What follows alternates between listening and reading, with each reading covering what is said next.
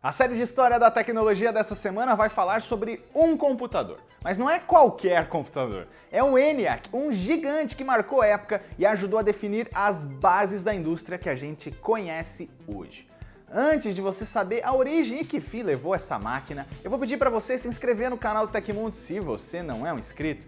Dá o seu joinha que a pesquisa tá bem legal e toca no sininho para receber notificações cada vez que o Tecmundo enviar um vídeo, e tem vídeo todos os dias, beleza? Então vamos lá para a história do ENIAC.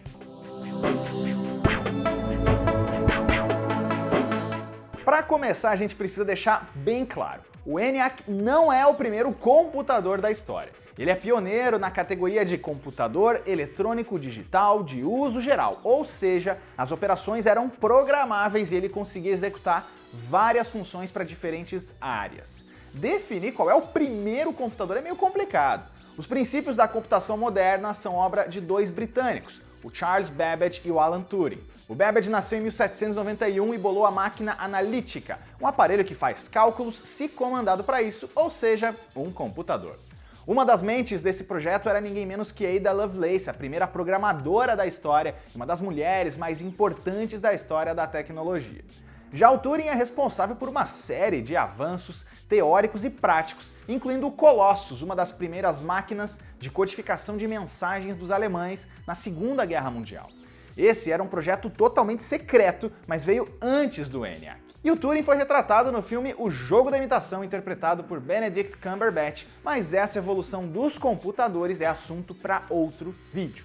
O fato é que estamos na metade da Segunda Guerra e os Estados Unidos estão de cabeça no conflito. Só que a guerra tinha várias tecnologias estreando e os ataques não paravam, por isso cada disparo tinha que ser muito bem planejado. Antes de lançar os mísseis era preciso calcular exatamente o ponto de impacto e também a trajetória. E isso exigia respeitar uma enorme quantidade de variáveis, como pressão atmosférica, atrito e por aí vai. Uma pessoa conseguia fazer tudo isso? Até conseguia, mas levava dezenas de horas, sem parar, e nesse tempo todas as variáveis já mudaram e, se duvidar, até a batalha já acabou. Por isso, o Laboratório de Pesquisa Balística do Exército dos Estados Unidos começou a procurar uma solução. Em 9 de maio de 1943, ele encontrou a resposta na parceria entre dois cientistas da Escola Moore de Engenharia Elétrica na Universidade da Pensilvânia. Os seus nomes são John Mauchly e John Presper Eckert.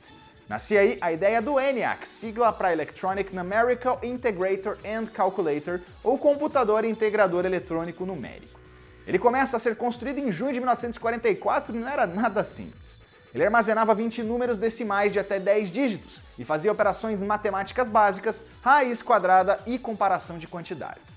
Ao todo eram 5.000 operações por segundo e cálculos que levariam 30 horas, mobilizariam equipes inteiras, eram feitos em 15 segundos. O ENIAC era um colosso de 40 unidades de painéis, 17.468 tubos de vácuo, 1.500 interruptores e consumo de 150 kW de energia. Ele pesava cerca de 30 toneladas. Ele foi montado em forma de U em uma sala só para ele, ocupando 167 metros quadrados, tendo 2,4 metros de altura. Ao todo ele custou quase 7 milhões de dólares em valores atualizados.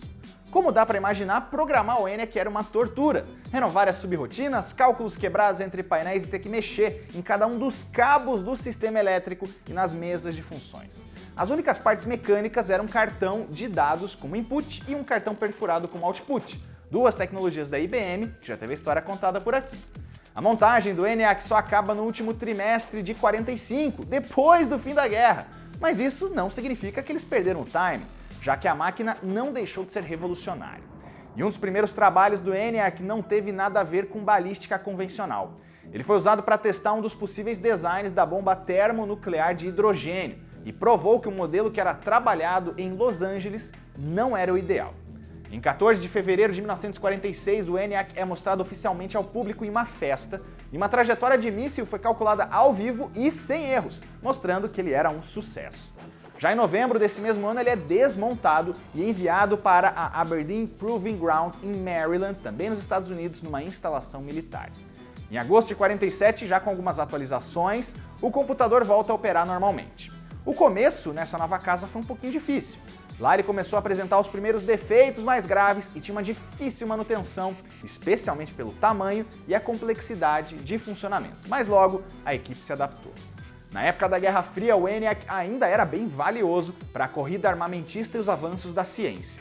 Ele foi usado ao longo dos anos também para balística, claro que era sua especialidade, mas chegou a fazer cálculos de previsão do tempo, cálculos com energia a nível atômico, estudos de raios cósmicos, construção de túneis de vento e muito mais.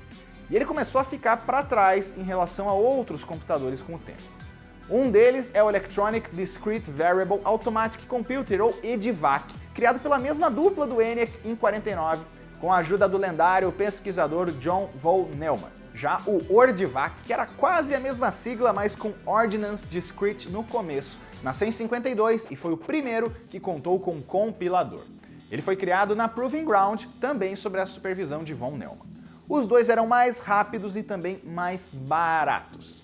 Nesse fim da vida, o ENIAC recebeu mais tubos de vácuo, novos circuitos e até instruções pré-programadas das operações que eram mais comuns, como se fossem atalhos. Esse tipo de programa embutido na memória, que hoje é uma coisa óbvia dos nossos computadores e até dos nossos smartphones, só virou realidade em 1948, com a máquina experimental Manchester Bay.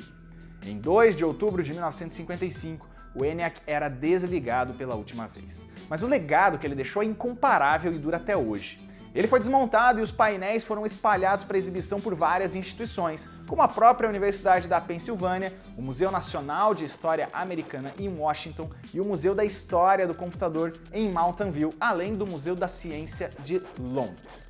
Em 1996, em comemoração ao 50º aniversário do ENIAC, a universidade onde esse gigante nasceu provou o quanto a tecnologia avançou em tão pouco tempo.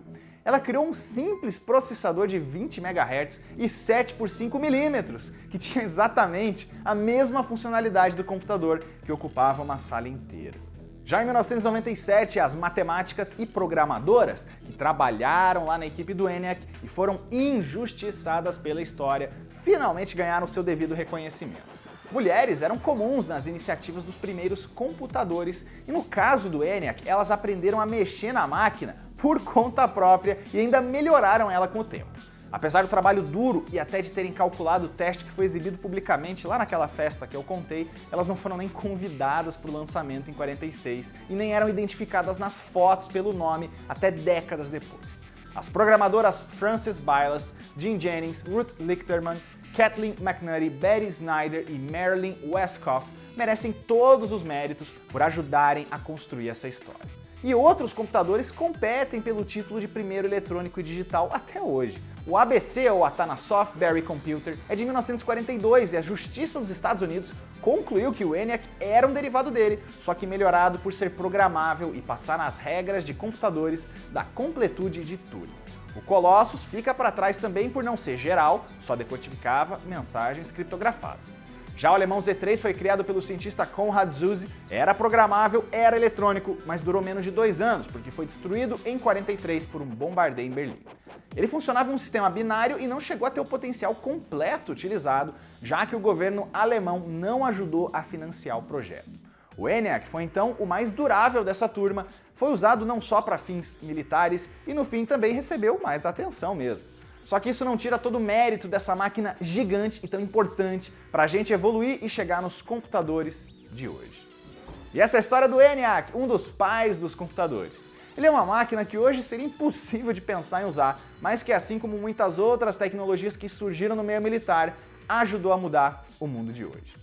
Se você quiser ver a história de uma empresa, de um produto ou de um serviço contado aqui no canal, aqui no História da Tecnologia, é só deixar o seu comentário aqui embaixo que a gente lê. Eu vou pedir mais uma vez para você se inscrever no canal do Tecmundo, dar um joinha e tocar no sininho e confere a playlist do História da Tecnologia, daquela história que você tanto quer ver já pode ter sido contada aqui.